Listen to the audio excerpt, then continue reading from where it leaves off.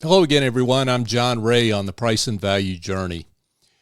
As AI and other technologies increasingly disrupt the services professions, disruptive innovation is a topic that is top of mind for most of us, given the changes that we expect, but we really don't know where all those changes are going to go.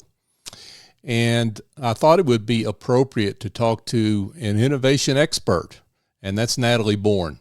Natalie is a member of Frazier and Dieter's advisory practice. She's a principal consultant with Arch Tower, which is an FD company. Natalie specializes in helping businesses develop and implement effective strategies to exceed their goals, grow their top-line revenue, and achieve award-winning results. Natalie's the host of a top 25 innovation podcast called Innovation Meets Leadership, which I highly encourage you to check out. It's listened to in over 80 countries. She's also the author of the book Set It on Fire, The Art of Innovation. I love that title. Natalie has collaborated on 2 approved U.S. patents. She has over 20 years of experience leading product development, strategy, and innovation teams, and working globally in over 18 countries. Natalie has worked with organizations such as Career Builder, First Data, IHG, and ADP, leading major initiatives around the globe. Natalie, thank you so much for joining us. Thanks for having me, John. I'm excited to be here with you and super excited to talk about a very hot topic today. So, yeah. It is very hot. Let's set this up by talking about, just in general, how you are looking at innovation specifically in the world of professional services. Yeah.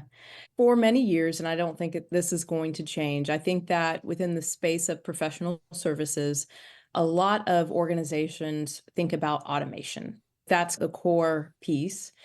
And especially in professional services, a lot of what organizations are trying to figure out is how do we build stronger relationships? So how do we automate the things that we don't need a human to sit there and do? And then how do we almost reskill or retool our entire organization to focus more on relationships so that automation pieces can focus on results? And I think that's the tension that we find ourselves in right now, even as we think about AI, is the results and relationships piece. And I'd love to get into it further and a way to beat, but I think we should talk about how what AI is good for and what it is not good for, because results and relationships are what we're all about in professional services. And so those 2 things always have to be held in a balance, and automation is a lot of the way that we do that.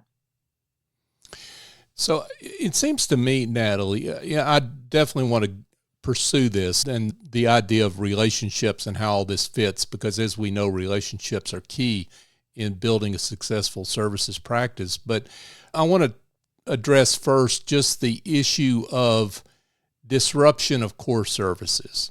So I think this is where a lot of service providers are really focused, and they're worried, right? They're worried about how to disrupt proactively without, as you say in your book, setting it on fire, right? We want to set the right things on fire. That's right. Not set the wrong things on fire. That's right. Yeah, let's take a little history lesson here with automation, with AI, and let's walk through this. So we know that in 1940s, the first computers came on the scenes, and then from there, 1970s, the microprocessor, right? So things started to speed up, and then right around the 90s, we got the internet. And so as you think about these different things, going from computer to microprocessor to internet, then about 5 to 10 years later, the iPhone. The innovation of our time right now is truly AI. That's where we're at. That's what people are leaning into. And so when I look across and when I meet with organizations and talk to C-level executives, a lot of the fear is I talk to both ends of the spectrum. So I have folks that are not using AI right now at a company level. They're more letting individuals use it. I have some that are not using it at all. I have some that are building technologies on top of it. I just got off of a call with a CEO who's built his entire platform on top of OpenAI, ChatGPT. And so I'm seeing everything from one end of the spectrum to the other. But the beauty of the conversation I was just having is it was all about saving time. And that's the heart of automation is how do we save time? How do we move our organization forward? So when we think about technology, we think about automation, AI, a lot of what we should be thinking about is how am I saving my organization time? How am I saving my customer time? And that's really the goal. Here's the challenge though. Most organizations have not released an internal policy on how to use this, right? So you have open platforms, right? Where we're hearing people show up in the news because they've put client data into that open platform and then they get themselves in hot water. Finding a platform that is closed that you can use that's not released to the wider audience or that AI model is not using to train itself on is really key in this conversation. And so we're seeing everything from one end of the spectrum to the other. But here's what I find. And because this is the innovation of our time, if you are not thinking about AI, if you are not figuring out how to leverage AI, you could potentially, as an organization, be left behind. And that's my concern for most mid-sized companies is that if they haven't waded into the water of how to have this conversation, of how to sit down with your executive team and start to talk about it, you could be left behind. Your competitors, you may find, are going to outpace you in the months and years to come if you're not thinking about this, because this is the innovation of our time. Natalie, how do I know if I'm running a services firm, if I'm ahead or behind? It's obvious those that have their head in the sand are behind. I don't think any of them are listening to this because they don't care or whatever. They're about to retire and give it up and they don't care. But for those that are serious about innovation, how do they know where they sit? Because things are moving so rapidly and it's hard to tell where your competition really is, isn't it? It is a little bit challenging. So here's some studies that have come out from McKinsey that I think are worth us leaning into and thinking about. The first one said in a survey that they did around C-suite and AI, about 40% of respondents said that their organization will increase their investment in AI. And so that's interesting. So the first question I would be asking myself as an organization is, are we talking about it? Are we investing in it? If the answer to that is no, or not really, you could be being left behind in this space. The second survey that McKinsey put out that I found really interesting talked a little bit about where organizations are leveraging AI. And so this is important too, because you may be, again, using it at an individual level within the organization, but are you using it cross-departmentally in a strategic way? And so my fear is most of us see AI as a shiny object versus thinking about how can we deploy it as a strategy. And if you look at the sales and marketing space, it's being used about 14% based on this survey that was taken across these organizations. Now, juxtapose that with manufacturing, where it's being used at 2%. So what that tells me is people are having AI write content, but they're not thinking about how AI could be automating some of their manufacturing processes and procedures and some of their operations. So we're seeing it used more widely in front-facing, kind of customer-facing situations, but we're not as much seeing it used in the kind of the operations and the manufacturing at the same rate. And so that to me is a little bit alarming because actually I feel like AI could be even more effective with training it to find defects, training it to teach you how to speed up certain processes and procedures that you're running today. So that's a little bit of the lay of the land of where we're seeing AI used more rapidly versus less rapidly. Yeah, that's fascinating. And I could go down a rabbit hole on that, but I won't, particularly on the manufacturing side. Quite interesting. But so I genuinely, in my services firm, I want to foster a culture of innovation in my own mind and with my team members. How do I do that? Yeah. So the question being, how do you How do you foster this? I'll give you a quick example within our own firm, within Fraser and Dieter. We've spun up what we call an innovation and growth committee. And their goal, their main purpose is to focus on what's happening in the technology space, in the AI space, and to really start to think about how do we take a set of investment dollars and invest specifically in these areas. And so I think that organizationally, there's two things. One, you have to carve out time for your executive team to focus on these things. And then two, you have to put some investment dollars forward to think about this. It's interesting. Back in November, I met with a roundtable of 12 CEOs in the food industry, and we talked about AI, and we talked about some of the trends that we're seeing on the horizon and how would that apply specifically to the spaces that they're in. And so I think that having those roundtables where you're hearing from your peers, bringing in someone that is an expert that can speak to you on specific topics, these are critical things, I think, as we look at the landscape, because here's what's true. And we saw this. AI is moving very fast. It almost went from overnight, we were not talking about it, to all we were doing was talking about it. And for many organizations, I have some contacts into organizations like Amazon. They were building so much of this behind the scenes quietly, and a lot of your large tech companies were. But most of the population, this kind of felt like we just hit an acceleration pedal, and now we're just holding on to the side of a train, trying to make sure that we don't fly off. So getting into conversations, getting around your peers, hearing what they're doing, I think that this is one of the most critical things we can do. And then putting aside some investment dollars to test some things. Part of my premise with innovation is you need to test, you need to try things. And so even creating a little group of people who are potentially testing out some of the things that we're seeing right now. And then as you see that work, rolling it out to the rest of the organization is the way we should be thinking about AI, generative AI, and really just this whole landscape as it unfolds.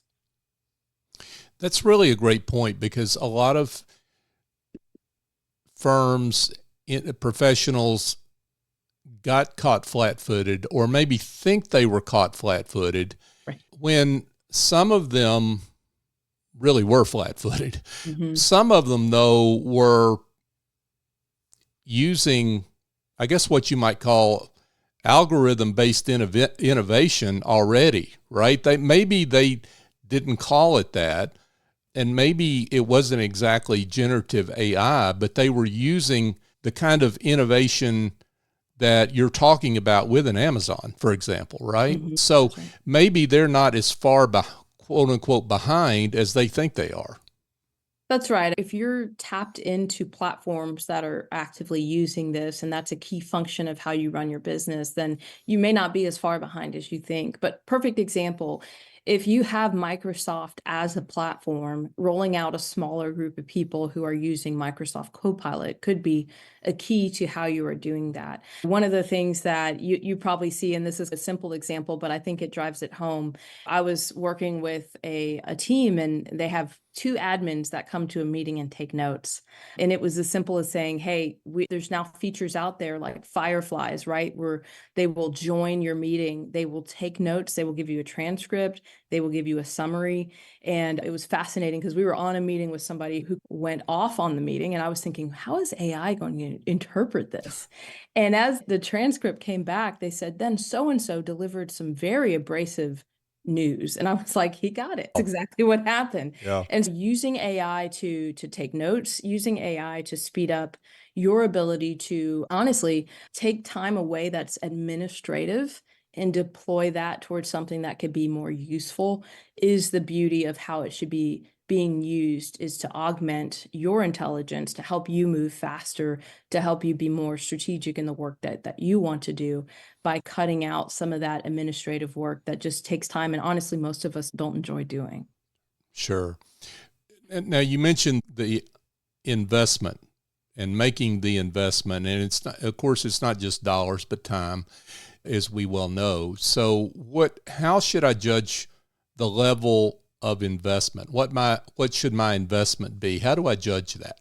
hmm So if you're a professional services organization, that's a great question. I would say if I zoom out and I'm looking at an innovation budget, for example, typically 5 to 10% of your investment should be going into some type of strategic innovation that's moving your organization forward. And I would say a percentage of that could be going into this AI component as well. So underneath that, let's call it innovation, strategic budget, you could be putting a percentage of that towards AI, because ultimately the goal is that as you find those technologies that are effective, that essentially moves you forward. When I was talking to some of the folks in the food industry, one of the great things we did in our conversation is we just took some headlines that we're seeing in the news and we talked about those headlines as they relate to the food industry and AI. So being able to also look around at what are the headlines right now, what are people talking about within your industry, and then even going into other industries and saying what's being talked about there that we should be talking about. Because if you look at certain industries, right, we know this is true. When I was in the auto industry, other industries were about 5 to 10 years ahead of the auto industry. So you actually wanted to be reading into other industries in order to find out what was happening in your industry and how could you take from other industries and deploy that into your own. And so I think that looking at those headlines, setting aside core budget for that, and then saying, okay, simply, we should be testing something like Copilot. If you're on Microsoft, we should be testing ways to automate things we're doing today that are arduous, task intensive things. And then how do we redeploy those people to go do higher level work? I almost correlate it to outsourcing. Back in the early 2000s, I was going around outsourcing into Nevis in the West Indies and then also in India. And part of my job was to take tasks that we were doing in the US and deploy them to other countries for a lesser cost, and then allow our people back home to now go work on strategic relationships, go have strategic conversations. I don't want you spending 20 hours in a spreadsheet when you could be spending 20 hours with the customer. So AI in that same way is the future of how do we deploy ourselves to go do higher level tasks, allowing the AI to do some of the tasks that we don't have to do anymore or don't want to do or don't need to do.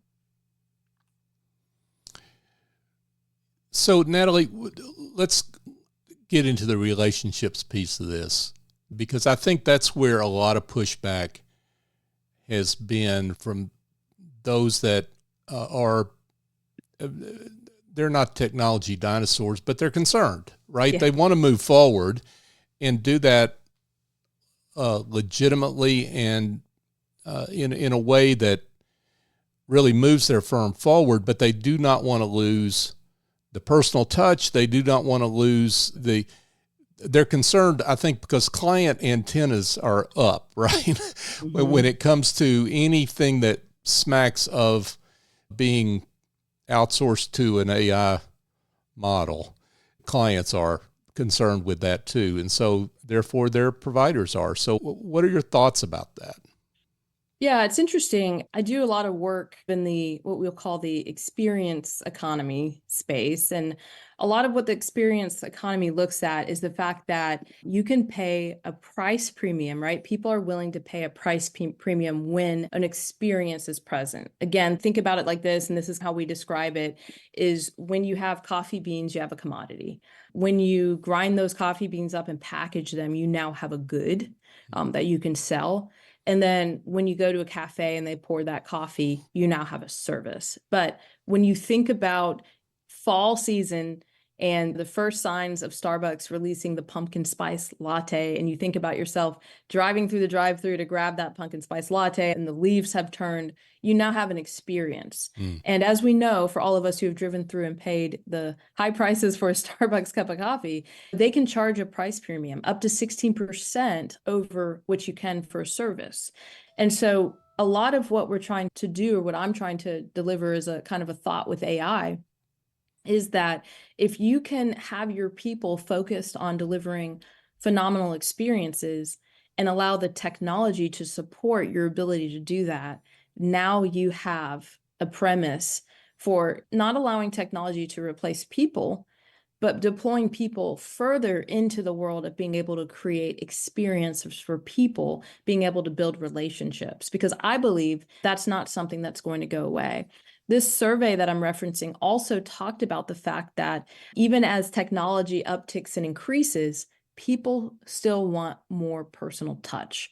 It's interesting. I'm in these different forums, and one of the thought leaders in that forum was just talking about the fact that people are starting to move away from the word SaaS, or software as a service. And then people are now asking for service within their software, because we've moved away from this idea that there's a nameless, faceless person on the other end of the thing we bought.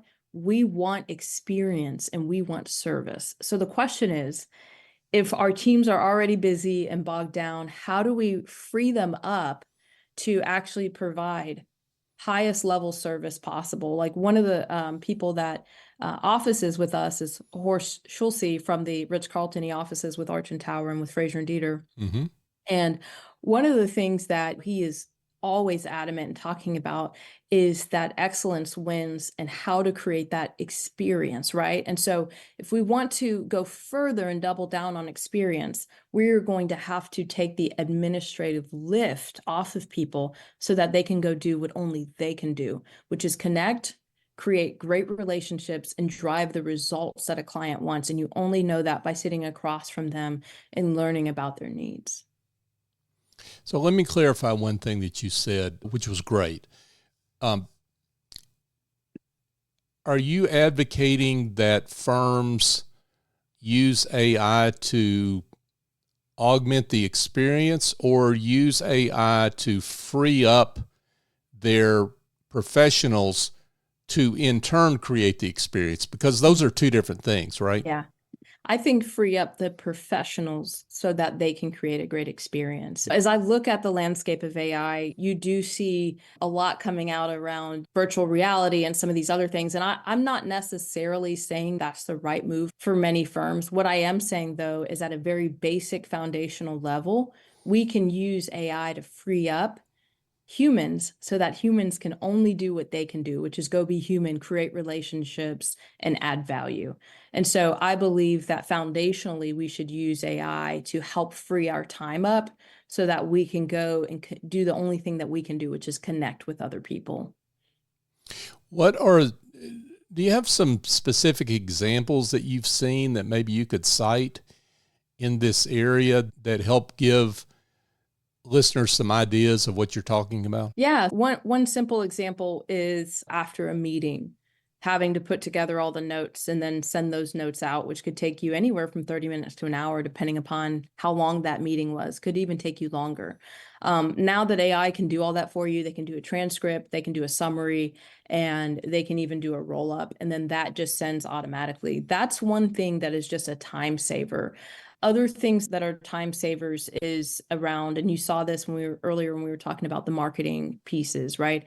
Having AI pull together research for you so that you're not having to sit down and think about what you want to talk about. For example, I have done it will be 4 podcasts by the time this day is over, John. And one of the unique things that I did was I was watching and enjoying a podcast that you were on, but then I could only watch so much of it because I have so many podcasts a day. So I put the link into AI and I said, could you summarize what the rest of this podcast is about? And it was quick, and I was able to get a sense of some of your thought leadership in 5 minutes versus maybe I don't have a full hour, but I still want to hear a little bit of what you have to say, but I also want to get a summary. And so those are some of the ways that I think we can speed up our capacity, not only to learn and to make sense of what's going on around us, but this world is moving so fast and there's so much information. So sometimes what AI can do for us is summarize that. Where I wouldn't trust AI is in thought leadership. It's good at summarizing what it sees. It's not good at leaning into innovation, at least not in the spaces that I've seen it operate. I still really strongly believe in our human brains being able to make sense of the world around it. Use AI as almost like a thinking partner or a sparring partner, but not using it as the thinker itself. And so I do think AI can help us get up to speed quickly on thoughts or on ideas. I think it can do research for us, but ultimately we need to use our own brain to create the final product. And I think that's the brilliance that we bring to the table. I don't know if when you saw the California fires, you saw overnight AI had cranked out all these books that ended up on Amazon under strange random author names. But everyone talked about how horrible the quality was, of course, because there's still that thing that uniquely only we can provide, which is the human thought process of synthesizing information that an AI could never know because of our own personal human experiences. So I think using it foundationally to move us forward in certain spaces is how almost any organization can use it. Now, there are people that are in the deep end of AI and doing a lot of stuff that, may or may not be interesting to this audience. But when we look foundationally, there's just some simplicity that we can bring back to our life by implementing AI in the right places, to organize our calendars, right? To organize information. Those are great ways to be able to use AI, even to build spreadsheets or presentations. Yeah, I'm glad you brought up the thought leadership piece of this, because I think a lot of service providers, they've written a book, they're thinking about writing a book, and you mentioned that example, how easy it is to pump out books. In fact, Amazon has a limit. I think it's 3 a day. I think that's right, of how many books you can upload, which think about that limit, 3 a day, yeah. And then the implications of that. But how important it is to, and I think over time, I'm interested in your opinion on this, that I would think the client out there is going to recognize the difference between quality and maybe even mistrust too much quantity. That's right. If you're putting out too much, it may be something that the world out there mistrust. That's right. Let's think about this for a second. As we maybe scroll LinkedIn or Instagram, it feels very obvious now when someone's used AI, right? There's a couple just telltale signs that our brain just rolls right past. We keep scrolling. We don't even want to read it. It's oftentimes when we see the multiple icons, right? The emojis. You'll see them everywhere. Mm-hmm. At the beginning of each sentence, you'll see emoji, or at the end of each sentence. And that triggers our brain now to say, oh, they must have used AI to write that. So it's not their original thought. So I'm going to keep scrolling. It's also sometimes when the person copies and pastes it in and you see those 2 asterisks right before or after, you know, okay, they used AI. So I think our brain is starting to pick up on certain signals. And now we think, okay, that information is not going to be as useful, as helpful, or as authentic. I want to read what John has to say. I don't want to read what the AI thinks that John has to say, right? I want to hear directly from John and his thought leadership. So I do think that our brain is starting to pick up on these patterns. There's also what's so interesting to me about AI, and this is something I've been saying for a while, it's all hype and no heart. So oftentimes it uses a lot of hype words. It uses a lot of words like remarkable and just words that we don't really use in our normal syntax. And so I think in that way, people's brains are starting to quickly pick up on whether or not what we're reading, what we're seeing is authentic or not. And so I think that is the premise for how we need to think about our communication. Again, I can use AI to get me started, but the final product, the final output should truly have my stamp on it. And if someone reads that, it should sound like my voice. And that's hard to do with AI. I have to say, I've done a few podcasts this week myself, and that's the line of the week for me in terms of the folks I've talked to, Natalie. I think you hit it on the head, the hype versus heart. I love that way of expressing it. Thank you for that. Let's talk about one of my favorite subjects, which is, I can't help but bring this up, value. So how do I use AI effectively to increase the perception of value that my clients see in the service that I bring them? Wow. This is such a great question. And as we think about AI, I think it's important to zoom out. I want to say this foundationally, like every organization needs to think about this as they're building towards value. One, I think that people need to define a governance model within their organization for AI. I think we've gone way too long silently within organizations. They've got to define how can it be used, what's in, what's out within your organization. I think that's critical. I think we've got to define opportunities to use it. I don't think that we should just leave everyone up to their own devices. I think we should pull organizations together and think about how are you using it internally to go faster? How are you using it with the customer? And then let's put some guardrails around that, because there might be ways we're leveraging it with the customer that is not okay, and that may not be amenable either to the customer or to your organization. So I do think these conversations need to be pushed to the forefront. We need to talk about these, because these are all, at the end of the day, value conversations, and how do we ensure that we're providing the right value at the right time for the organization. The other thing is, I think we need to define how we're going to scale what we're doing. Everything we do with AI needs to be tested, and then the question is, did it work? Did it provide value, and can we scale it?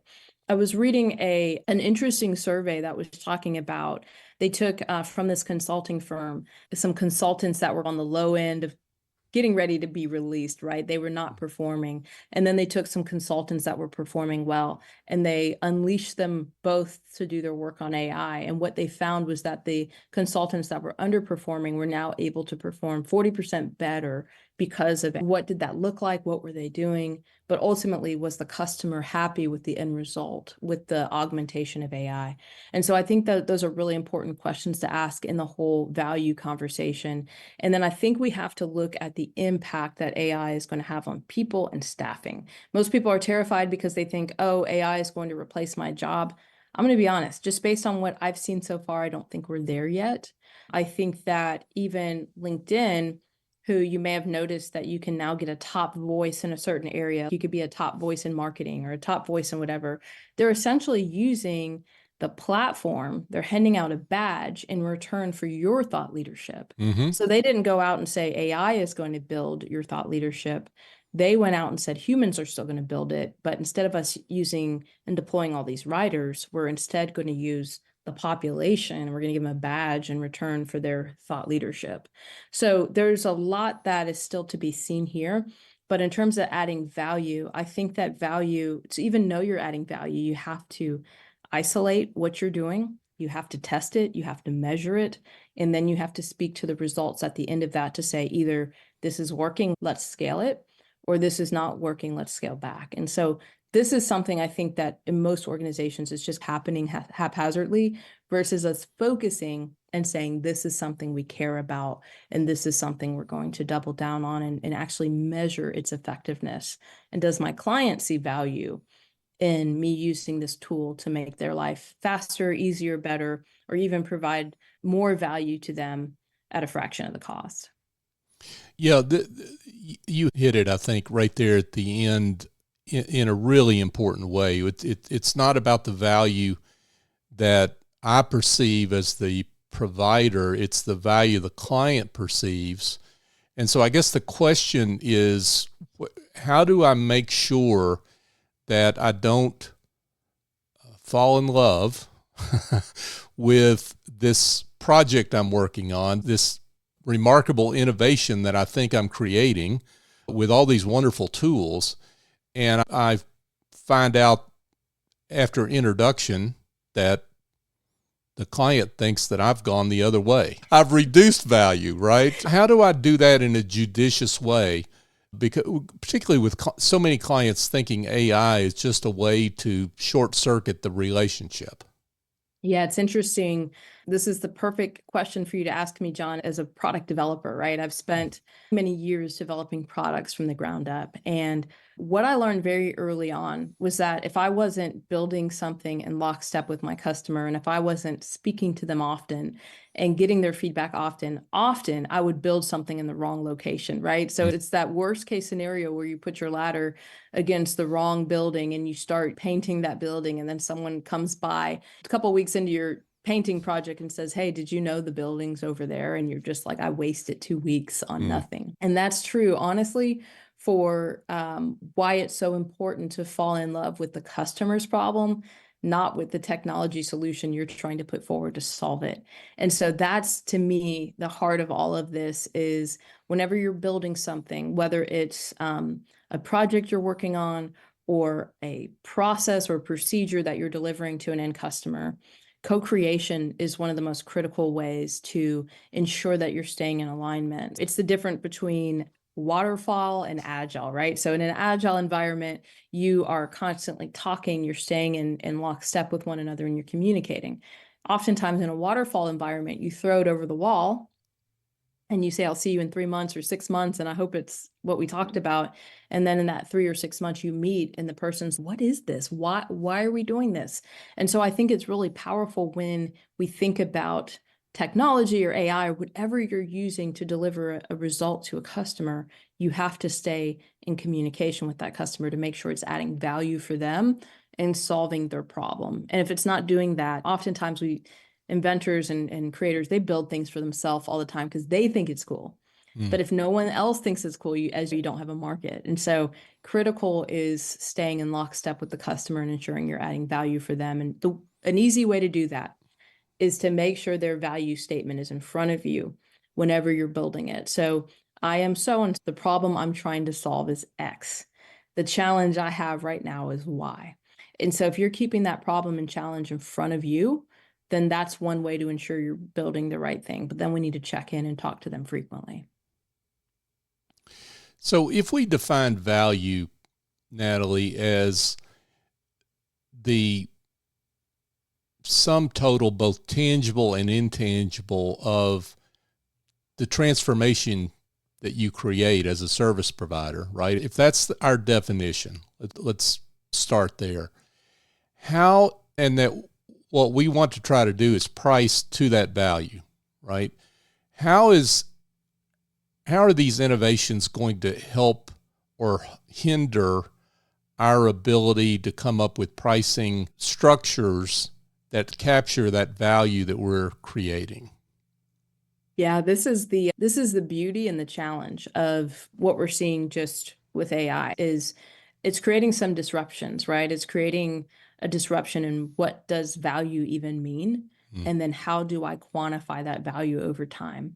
And so that's really where I feel you have to have results and relationships. It can't just be one or the other. So part of when I think about the foundation layer, we're building on value for what we're delivering it, how we're delivering it, and when we're delivering it. So I think all those things are important. What are we delivering? Is it what the client needs? How does it solve their problems? Can we measure it? Is there a return on investment that we can track for them? Not only that, are we collaborating with the organization, and how are we helping the organization to become better as a result of what we're implementing? And then over what time period can we measure that? So I think that metrics become very important, and very simply, let's say that what I'm delivering is going to provide a return on investment of 50 times the money that they're going to put into that. There should be then a commiserate, right, payment for that return that they're going to get as an organization, that value that they're going to receive. And so oftentimes we want to try to look around at the market and say, what is the market doing? If you can start to deliver your services or products and point to a return and tell the customer, hey, if you want X return on this investment, then this is what you need to spend. But here's the return you're going to get. Here's how we track that. Here's how we're going to measure that. That's a more powerful conversation than being the cheapest or any other way that you might be able to price it. It's really pricing it based on the return, on the value that you're going to give to that person as a result, whether you're saving them time or saving them money. So a lot of what I look at is, what is the time that you're going to get back? Is this saving you 100 hours a week?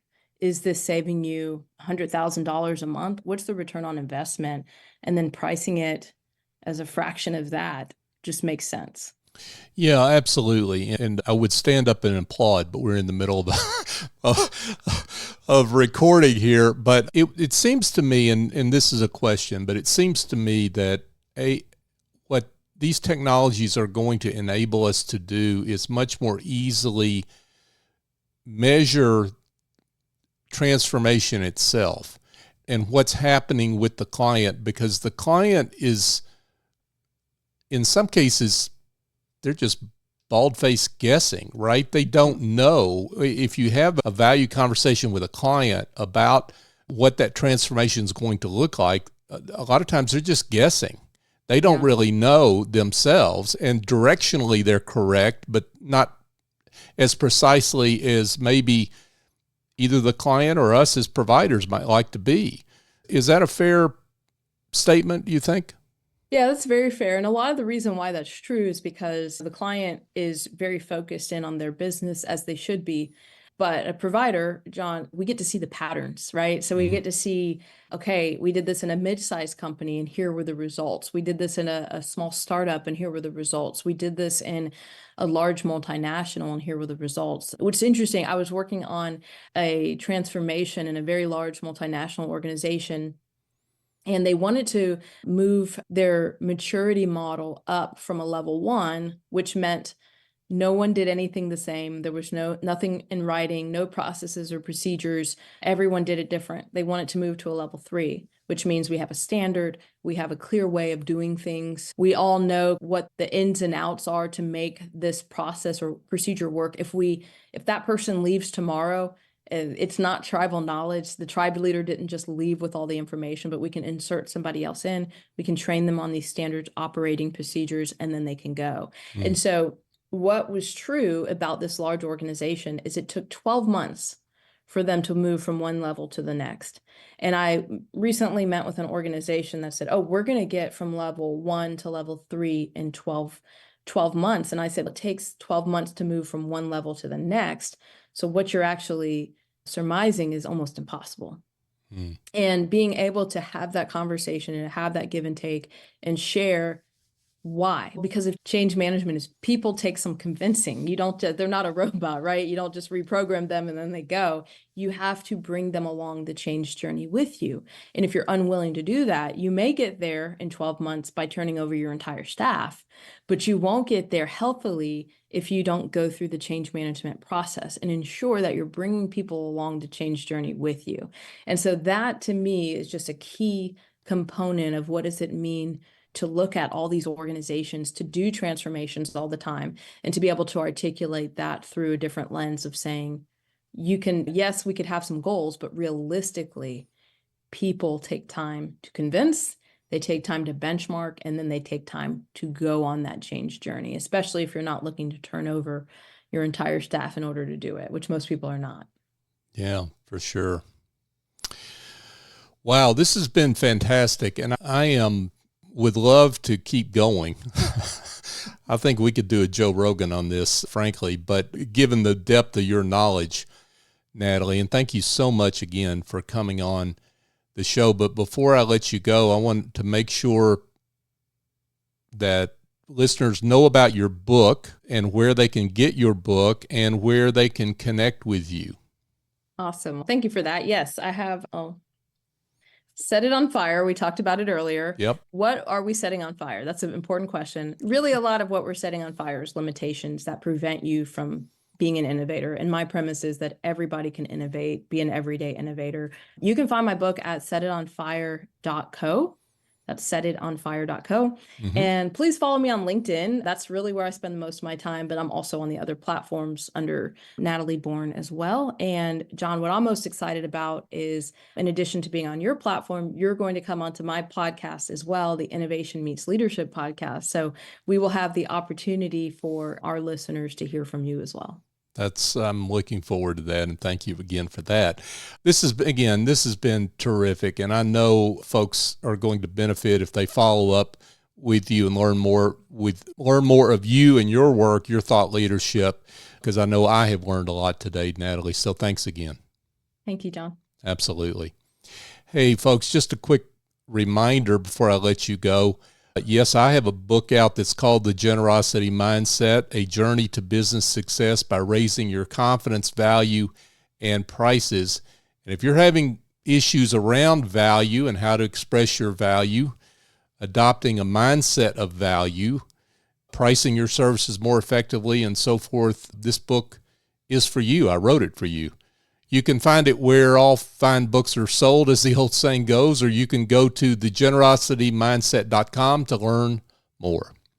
If you'd like to email me directly, feel free. My email address is john@johnray.co. john@johnray.co. For my guest, Natalie Born, I'm John Ray. Join us next time here on the Price and Value Journey.